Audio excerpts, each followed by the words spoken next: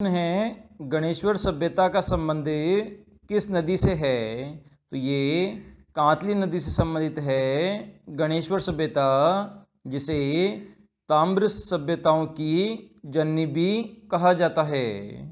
अगला प्रश्न है, निम्न में से राजस्थान में विश्नोई संप्रदाय के संस्थापक कौन हैं? तो संत जाम्बोजी है, जिन्होंने 29 नियम दिए थे। इन 29 नियमों को 20+9 बोलकर विश्नोई संप्रदाय की स्थापना की थी।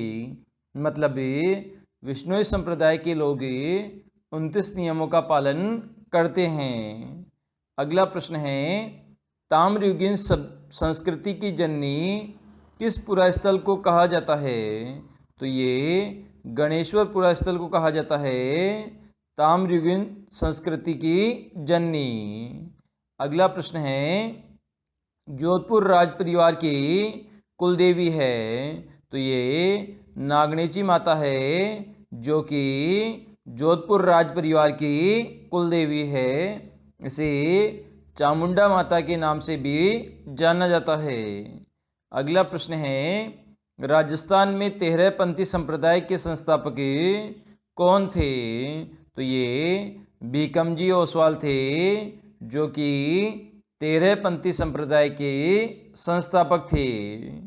अगला प्रश्न है, दादूपंथी संप्रदाय की मुख्य गद्दी राजस्थान में किस स्थान पर है? तो ये जयपुर जिले के नारायणा स्थान में स्थित है मुख्य गद्दी दादूपंथी संप्रदाय की। और राजस्थान का कबीर किसे कहते हैं? तो संत दादू दयाल जी को राजस्थान का कबीर कहते हैं।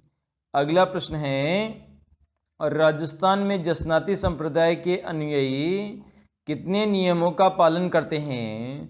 तो कुल मिलाकर 36 नियमों का पालन करते हैं जसनाती संप्रदाय के अनुयायी।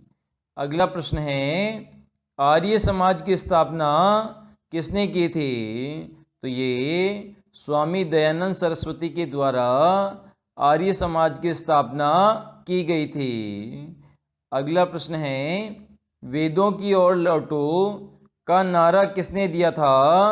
तो दयानंद सरस्वती ने दिया था वेदों की ओर लौटो का नारा। अगला प्रश्न है, निम्न में से नलियासर राजस्थान के किस जिले में स्थित है? तो ये जयपुर जिले में स्थित है नलियासरी, जो कि सांबर झील के पास में स्थित है। अगला प्रश्न है, निम्न में से किन स्थानों पर पूरा पाषाण कालीन अवशेष प्राप्त हुए हैं? तो ये जायल डीडवाना नागौर से प्राप्त हुए हैं पूरा पाषाण कालीन अवशेष। अगला प्रश्न है, बागोर सभ्यता का उत्खनन किसके निर्देशन में हुआ था? तो वी.एन. मिश्र के निर्देशन में हुआ था बागोर सभ्यता का उत्खनन का कार्य। अगला प्रश्न है, कालीबंगा राजस्थान के किस जिले में स्थित है? तो ये आपके हनुमानगढ़ जिले में स्थित है कालीबंगा सभ्यता। अगला प्रश्न है, भारत के प्राचीन टाटा नगर के नाम से विख्यात राजस्थान राज्य के पुरातात्विक स्थल रेड टोंक में किसका एशिया का सबसे बड़ा भंडार मिला है? तो प्राचीन सिक्कों का भंडार मिला है रेड टोंक से, इसलिए इसे टाटा नगर के नाम से भी जाना जाता है।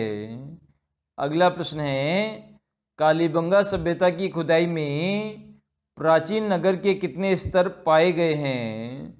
तो कुल मिलाकर 3 स्तर पाए गए हैं नगर खुदाई में। अगला प्रश्न है, कालीबंगा का उत्खनन कार्य किसके निर्देशन में हुआ था? तो ये याद रखना है बी लाल और बी थापर के निर्देशन में हुआ था कालीबंगा का उत्खनन का कार्य। अगर खोज की बात करें तो कालीबंगा की खोज किसने की थी? तो अमलानंद घोष के द्वारा कालीबंगा सभ्यता की खोज की गई थी। अगला प्रश्न है, आहड़ सभ्यता को एक विशेष सभ्यता माना गया है, वह कौन सी सभ्यता है?